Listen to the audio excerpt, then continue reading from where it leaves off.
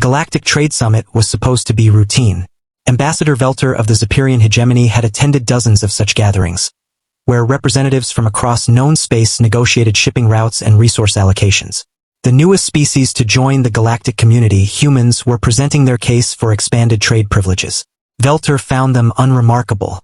Bipedal, soft-skinned, no natural armor, no obvious weapons.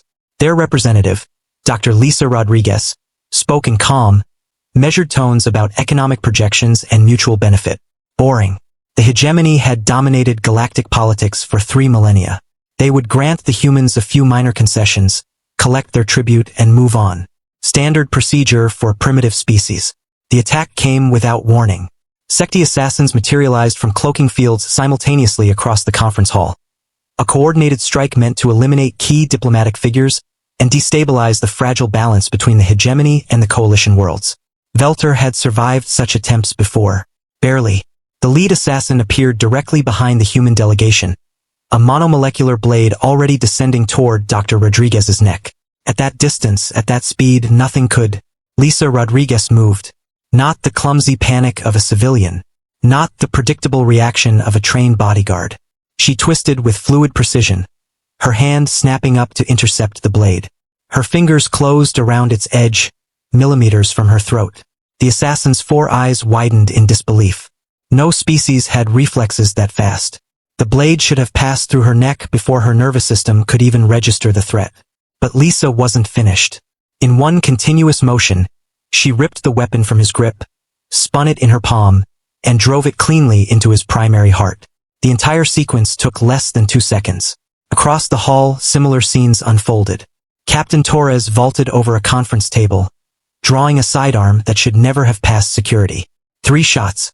Center mass. 1 secti down. Ambassador Liu executed a flawless combat roll, came up holding what had appeared to be a datapad, and hurled it. The plasma grenade detonated, clearing an entire section of attackers.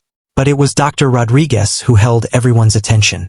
She stood calmly over her would-be killer, wiping the monomolecular blade with a cloth from her briefcase, as if she had merely finished taking notes. Security response time. 4 minutes, 30 seconds, she said evenly. Unacceptable for a facility of this importance. Captain Torres nodded, holstering his weapon. I'll file a report. Recommend upgrading their detection systems. The translators worked perfectly. The words did not. These weren't soldiers. According to official records, Dr. Rodriguez was a xenobiologist. Captain Torres was a merchant marine officer. Ambassador Liu held degrees in economics and interstellar law. How? Velter whispered, his voice echoing through the stunned chamber. Your reflexes. That speed is impossible. Lisa looked up, genuinely curious. Oh, catching the knife? She said. That's not particularly difficult. She tilted her head slightly. Average human reaction time is about 190 milliseconds for visual stimuli. Faster for tactile input. Basic combat training extends that through predictive response based on micromovements and environmental cues. Basic training? Velter repeated, mandibles clicking in confusion. All human citizens complete military service, Captain Torres explained casually. 2 years minimum. Dr. Rodriguez served with special forces before entering xenobiology. Seemed like good preparation for first contact scenarios, Ambassador Liu added. Standard procedure, he continued. You never know what you'll encounter in space. Velter looked around the hall. Alterian delegates cowered beneath tables. Crystalline Velans had withdrawn into protective shells. Even the warrior caste Bratter stared at the humans with something dangerously close to fear. Your species, Velter said slowly, trains all its members for combat? Of course, Lisa replied, sliding the captured blade into her belt. Earth is a dangerous world. Predators, natural disasters, hostile environments. She shrugged lightly. You adapt or you die. When we reached the stars, we brought that adaptation with us. She gestured around the room. Dr. Stevens completed her botanical research while serving with the Marine Expeditionary Force on Kepler 442b. Captain Torres spent 3 years as a combat engineer. Ambassador Liu commanded a destroyer during border conflicts.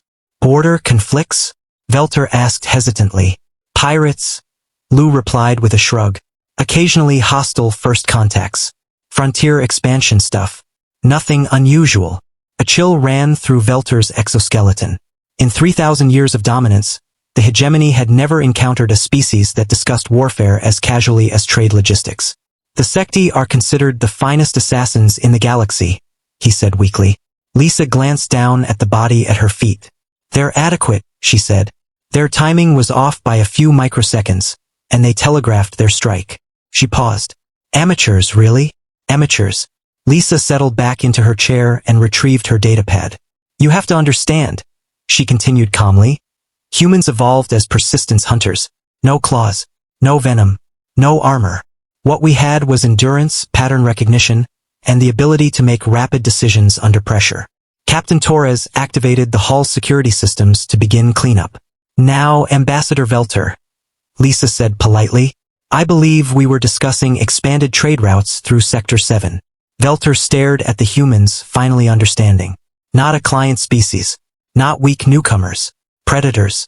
Apex predators who had learned to smile, negotiate, and speak of mutual benefit.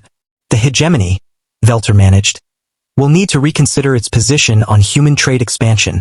Lisa smiled, the same pleasant expression she'd worn all day. We hoped you'd say that, she replied. We're very eager to build closer relationships with all our galactic neighbors. As Velter watched her calmly clean blood from beneath her fingernails, he realized the balance of power in the galaxy had shifted, and the humans hadn't even needed to fire a shot. Please follow my channel for more videos. One click from you can change my life.